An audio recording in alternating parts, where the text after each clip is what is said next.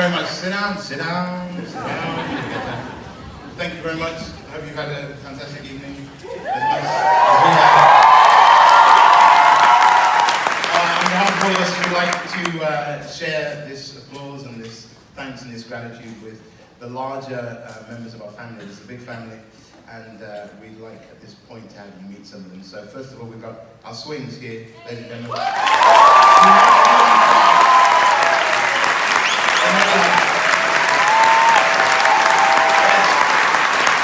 You look amazing. Musical director Richard Beadle here. Associate director Stephen Whitson. Where's Mr. Stephen Whitson? Come out here, Stephen. Oh! And resident choreographer Carrie-Anne Unwin.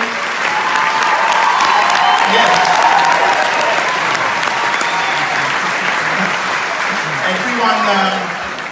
Everyone always asks us how you remember all the steps, how you remember all the moves with the revolve and everything, and there's so much information. And we always say the same thing. There's one person in our family who knows every single person's move, every single lyric of the show, and she's the person who helps us and tells us exactly where you need to go, when you need to move there, which lyric you need to move on, what dance step you're doing at the time, who passes you. And she is here. She is our associate choreographer, Miss Stephanie Clemens.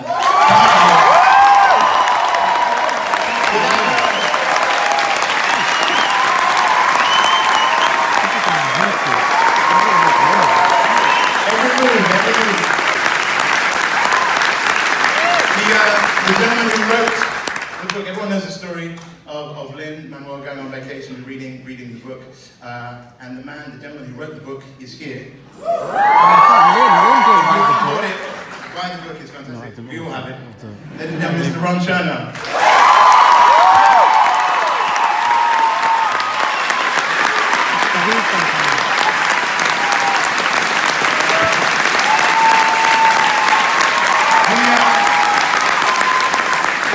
The gentleman who designed this fantastic set that we are on, and who lit this fantastic show, David Corrins, and designer Howell Binkley. They're in New York. They're not here, but we'd like to send them our love and our thanks.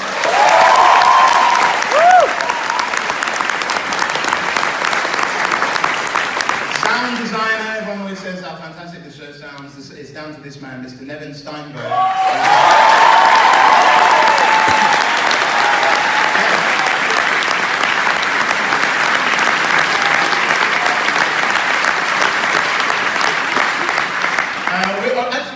We also shouldn't forget the gentleman whose theatre we are in right now. I don't know where he is, I'm not quite sure where he is, but we love him. He spent all of his time, all of his love, all of his passion on trying to put this whole thing together, and he deserves a huge debt of thanks from us. Mr. Cameron McIntosh.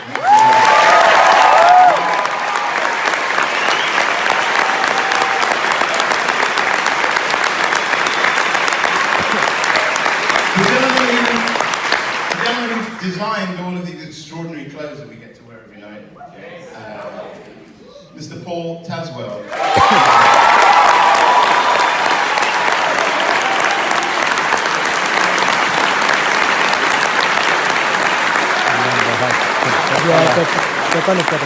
Now, the musical supervisor, the man who put this whole thing together musically, the co-arranger, orchestrator, resident genius here in our family, the one and only Mr. Alex Blackwood.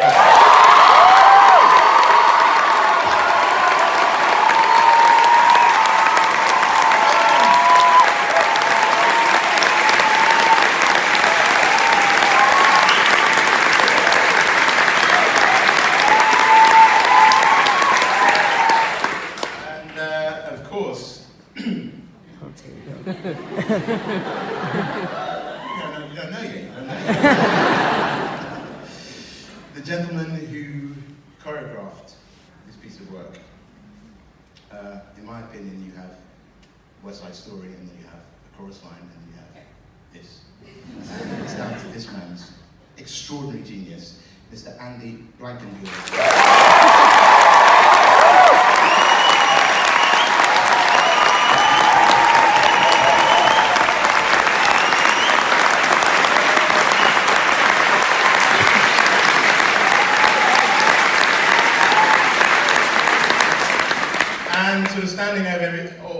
whole production is a director, of course, and his mother or his. I'm just gonna introduce him because I know he's gonna talk and he likes to talk. So, Mr. Thomas Cale.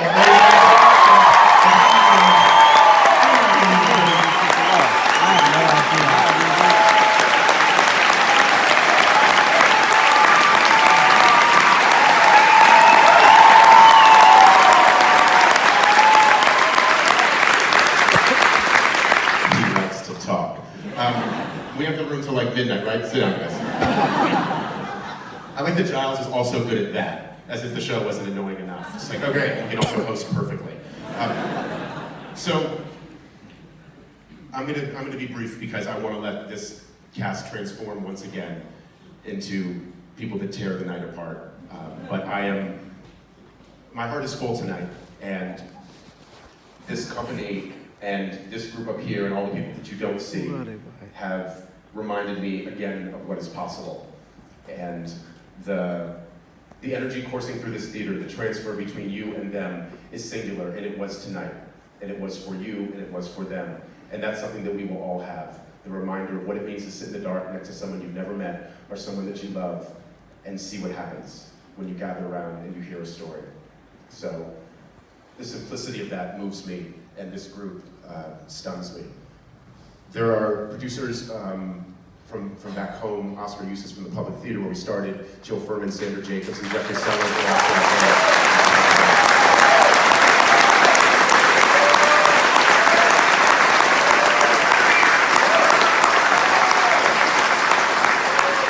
And then there was one. You know, when you have a shy composer, it's hard to get him to stand at the center of the stage. And so I said, just tonight, if you would let me regale you. And I sat, can you let me have this? And I was walking around this incredible city this morning, the city which has inspired us and energized us over these last couple months as we made the show. And I was thinking of all of the things that I could possibly say about Lin. And all I know is we all have access to the same alphabet, and so we can all make the same words. But I don't quite know how he does what he does. And if you want to see 2 hours and 34 minutes to prove it, and then throw in the fact that we also all have the same notes, and yet if you put them in this order, something like this is possible, something that allows people like all of us to feel accessed, and to feel useful, and to feel like we have utility. Because without them, who are we and what are we? To be around work that reminds you that at its core, what it's telling you is you are not alone. And the notion that it starts with a scribble on a page a very long time ago from this middle-aged man. I mean, he was young when he started, but I mean, let's go. And there he is, sitting across the aisle from me, and it doesn't feel all that long ago that it was 2002, and we started a very long conversation that just never stopped.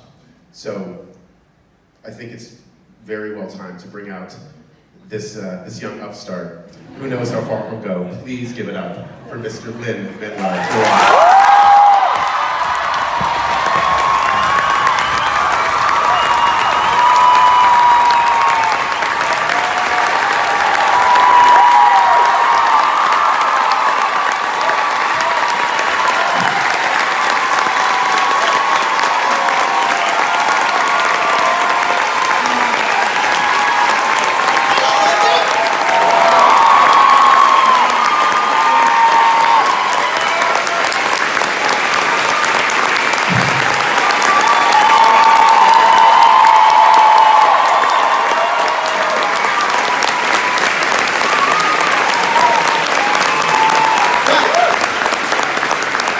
said nice things about me to my face, so I'll never forget tonight as long as I live.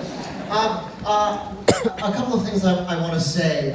There's been a lot of press about this show. And I've read the word overnight success a lot of times, and I want to dissuade that immediately. Because every single person on this stage has waited so long for this moment to share this show with you. This cast was cast a year ago.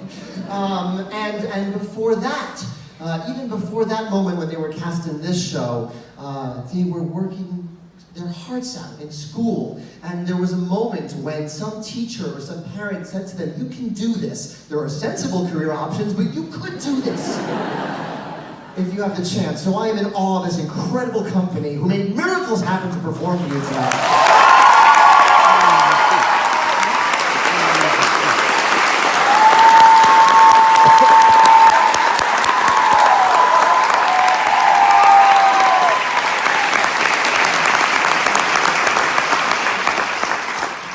I think it was 2014 when Cameron McIntosh came to see Hamilton at the Public. And he came up and had a drink with Jeffrey Seller afterwards. And he, my first show was Les Miserables in New York. And so to meet that man and have him tell me that he wanted to bring Hamilton over here is the realization of a dream come true. Somewhere a 7-year-old inside me is freaking out. So thank you, Cameron McIntosh, and congratulations on your gorgeous theater.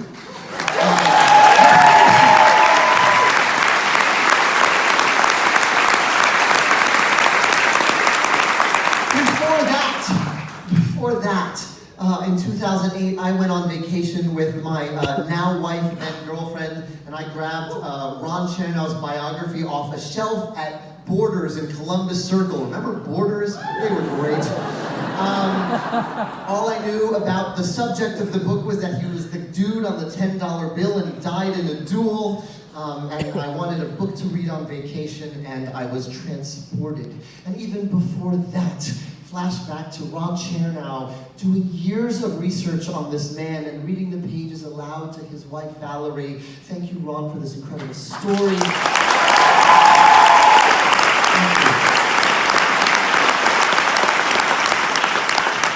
And now I'm going to flash back. I'm back to 2002, where I meet Tommy Kail in the basement of the Drama Bookshop, and he has 10 ideas for every one of mine, and he is much smarter than me, and I go, oh, okay, I'm going to hang out with this guy because he's going to make my work better, and that conversation started in 2002, still happens every day. That's Tommy Kail, our director.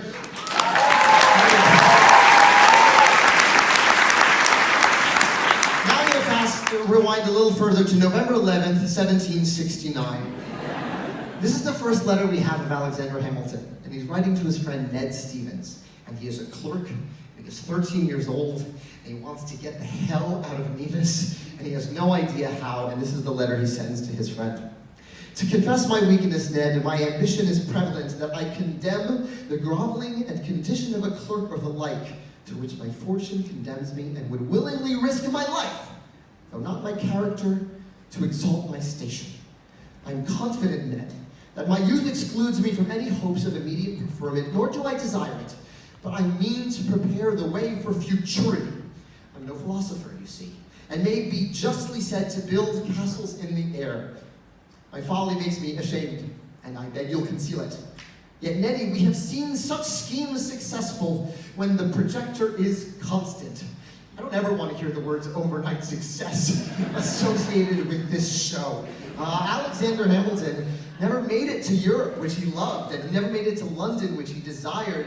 He was in awe of Europe and what occurred here, and he learned so much from it, but he never left the continental United States once he made his way from Nevis. And yet here we are in London, premiering Hamilton in the West End. I am so grateful, I am so overwhelmed, and a lot of people made miracles happen for us to stand here tonight, and I'm grateful to all of them. Thank you so much. I'll see you at the play.